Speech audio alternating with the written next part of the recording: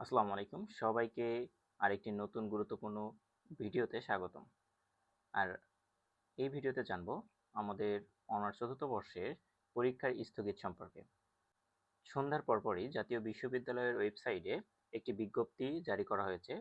সেটি হচ্ছে জাতীয় বিশ্ববিদ্যালয়ের অধীনে আগামী 23 ও 24 তারিখ রোজ বুধবার ও বৃহস্পতিবার অনুষ্ঠিতব্য সকল পরীক্ষা স্থগিত প্রসঙ্গে সংশ্লিষ্ট সকলকে জানানো যাচ্ছে যে ঢাকা মহানগরীর উত্তরায় অবস্থিত মাইলস্টোন স্কুল অ্যান্ড কলেজ প্রাঙ্গণে বাংলাদেশ বিমান বাহিনীর প্রশিক্ষণ বিমান দুর্ঘটনায় পতিত হওয়ায় শিক্ষার্থীদের জানমালের ব্যাপক ক্ষতি হয়েছে।